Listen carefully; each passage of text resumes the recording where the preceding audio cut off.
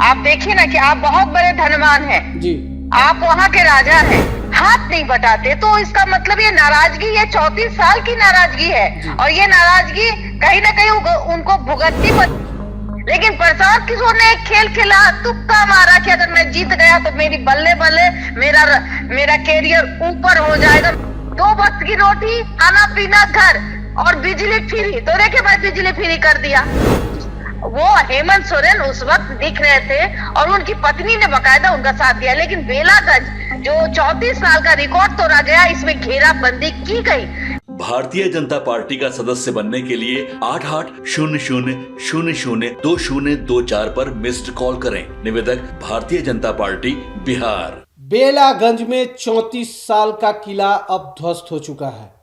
बिहार उपचुनाव का नतीजा आ चुका है और चारों सीट पर एनडीए की जीत हुई है। एक बार फिर से बिहार के लोगों ने एनडीए पर अपना भरोसा जताया है। अगर बात कर ले बिहार के 4 सीटों के उपचुनाव की, तो सबसे ज़्यादा हॉट सीट बेलागंज को माना जा रहा था, क्योंकि बेलागंज में वहाँ 34 साल से आरजेडी का कब्जा रहा था और इस 2024 में इस सीट पर सेंधमारी हो चुकी है। यहाँ मनोरमा देवी करीब 21,000 वोटों से जीत हासिल की है।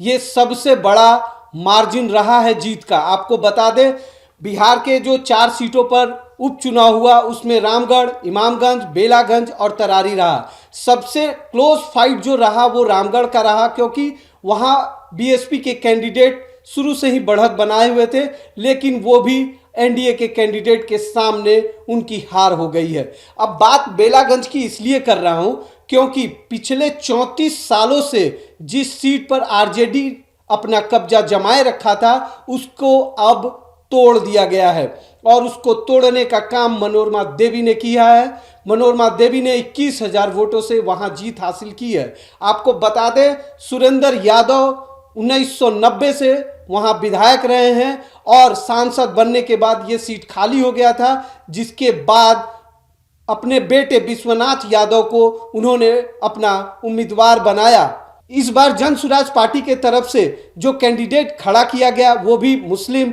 और ओवैसी के तरफ से जो कैंडिडेट खड़ा किया गया वो भी मुस्लिम। इस बार मुस्लिम वोटों का बिखराव होने के कारण भी ये माना जा रहा है कि बेलागंज का 34 साल का किला ढह चुका है। इन तमाम मुद्दों पे बात करने के लिए हमारे साथ हमारी ब्रांड एम्बेसडर बबीता मिश्रा हमारे साथ शामिल हैं। बबीता जी, जिस तरीके से बेलागंज में 34 साल का साम्राज्य ध्वस्त हुआ है उसके बारे में आप क्या कहेंगे? आखिर क्या फैक्टर रहा कि वहां एनडीए की इतनी बड़ी जीत हुई और आरजेडी जो 34 सालों से वहां पे लगातार अपना वर्चस्व बनाया हुआ था, उनका वर्चस्व अब खत्म हो चुका है?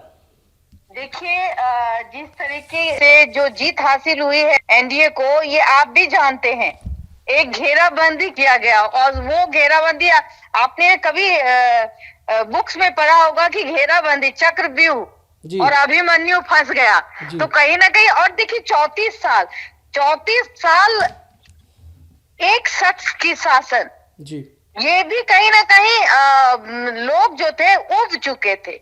मतलब आपके कहने का मतलब है मैडम कि परिवारवाद से वहां कार्यकर्ता और वहां की जनता मतलब परेशान हो गई थी, क्योंकि बार बार एक ही परिवार के लोग को ही टिकट दिया जा रहा था बेलागंज से।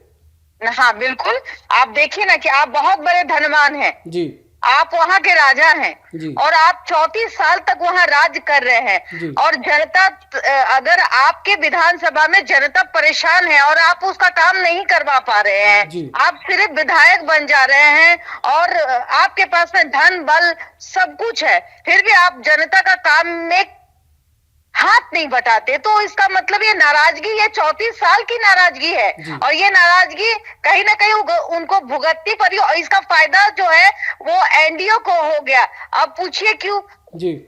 हाँ, क्यों? आपको याद होगा कि आरजेडी कभी 22 विधायक में सिमट गई थी, 22 विधायक में सिमट गई थी, लेकिन बेलागंज की सीट को भेद नहीं पाई। बेलागंज में आपको क्या लगता है मैडम कि बेलागंज में मुसलमान का जो वोट है वो उसका बिखराव हुआ है, क्योंकि प्रशांत किशोर का भी कैंडिडेट मुसलमान, ओवैसी का भी कैंडिडेट मुसलमान, तो वोट तो कहीं ना कहीं कटा है आरजेडी का, कहीं ना कहीं सेंधमारी जो मुसलमान के वोटों में है वो यहाँ से लगा है प्रशांत किशोर और ओवैसी के द्वारा।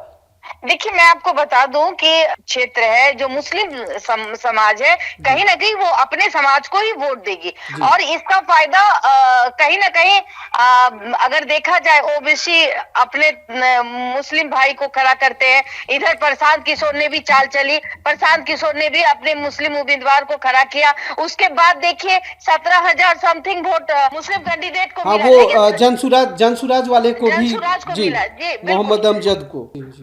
लेकिन प्रशांत किशोर ने एक खेल खेला, तुक्का मारा कि अगर मैं जीत गया तो मेरी बल्ले बल्ले मेरा कैरियर ऊपर हो जाएगा। मेरा ये होता है ना, कंधे में बंदूक रखकर निशाना करना, अगर निशाना लगा तो बल्ले बल्ले, नहीं लगा तो भाई कोई बात नहीं है, हम हारे तो हारे, सनम तुमको भी ले डूबे, ये वाली कहावत है। लेकिन नहीं, ये कहावत है ही नहीं। ये नुकसान कहीं भी हो सकती थी। लेकिन मैं आपको साफ बता दूं कि जो एनडीए का खेमा है उसने घेराबंदी अच्छी तरीके से की। जिस तरीके से अभिमन्यु चक्रव्यूह में फंस गया है तो अभिमन्यु को चक्रव्यूह में फंसाने का जो काम है, जिस तरीके से एनालिसिस मैं देख रही हूँ, आपको पता ही होगा झारखंड के चुनाव में मैंने कहा था कि झारखंड का चुनाव कुछ भी हो जाए, हेमंत सोरेन की सरकार बनेगी, तो वो मेरा एनालिसिस 100% सही रहा। मेरा प्रिडिक्शन 100 क्या बोले 200% सही रहा। और जितने भी बड़े चैनल थे सब औंधे मुंह गिर गए, जितने भी एग्जिट पोल थे सब औंधे मुंह गिर गए। पता नहीं इनको कहां से ये खबर आ जाती है कि झारखंड में इसकी सरकार बनेगी। अरे भाई, पहले अपने घर को संभाल लो, समझो जनता क्या चाहती है। जनता चाहती है, गरीब जनता चाहती है फ्री का माल आपको जीत हासिल होगी। वही माल फ्री का मिला झारखंड में, और गरीब के लिए क्या चाहिए? 2 वक्त की रोटी, खाना पीना, घर और बिजली फ्री। तो देखिए भाई, बिजली फ्री कर दिया। कन्या योजना वो भी कहीं ना कहीं गरीब के लिए सबसे बड़ा। मैया योजना भी उनका बहुत कारगर रहा है वहाँ पे। मैया योजना की वजह, और उनका गेटअप जिस तरीके से वो जेल गए और सहानुभूति, तो ये तमाम। और मैं तो उनके दाढ़ी के पीछे कायल हूँ भाई। देखिए आप, उनकी जो दाढ़ी है बढ़ी हुई, तो वो कहीं ना कहीं शिबू सोरेन की छवि उनमें नजर आ रही थी। और जो एक होता है ना जमीनी नेता किसे कहते हैं, तो वो हेमंत सोरेन उस वक्त दिख रहे थे और उनकी पत्नी ने बकायदा उनका साथ दिया। लेकिन बेलागंज जो 34 साल का रिकॉर्ड तोड़ा गया, इसमें घेराबंदी की गई। यादव वर्सेस यादव, मुसलमान तो 17,000 है जी। औंधे मुंह गिर जाती है। यह आने वाले 25 में आपको पता चल जाएगा। लेकिन मुझे लगता है कि हम लोगों को इंतजार करना पड़ेगा 25 का, और मैं आपको सही आकलन बताऊंगी कि बनेगी किसकी सरकार। जी मैम। बेलागंज में जिस तरीके से मनोरमा देवी की जीत हुई है और विश्वनाथ यादव की हार हुई है, उस पर अगर हार की समीक्षा की जाए या कुछ बातें अगर जो हम लोगों को लग रहा है कि इस तरीके का काम शायद ना हुआ होता तो वहाँ अभी परिस्थिति कुछ और होता।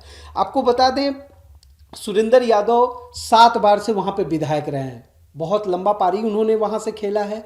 तकरीबन 34 साल से आरजेडी उस सीट पर अपनी बढ़त बनाए रखी थी। लेकिन इस बार 2024 में वो सीट गड़बड़ा गया इन लोगों के हाथ से। आपको बता दें, यादव जाति बेलागंज में बहुत ही मतलब अहम है। वहाँ का जो यादव लोगों का वोट है वो एक मुश्त का था और उसमें भी सेंधमारी हुई है। उसमें मनोरमा देवी बहुत अच्छे तरीके से सफल हुई है।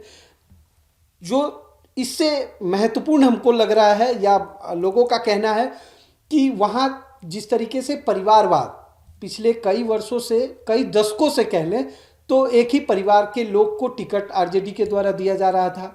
अगर सुरेंद्र यादव सांसद बने तो उसके बाद भी किसी और के चेहरे पर दांव नहीं लगाया गया। सुरेंद्र यादव अपने बेटे विश्वनाथ यादव को आगे कर दिए, ये भी एक फैक्टर रहा है।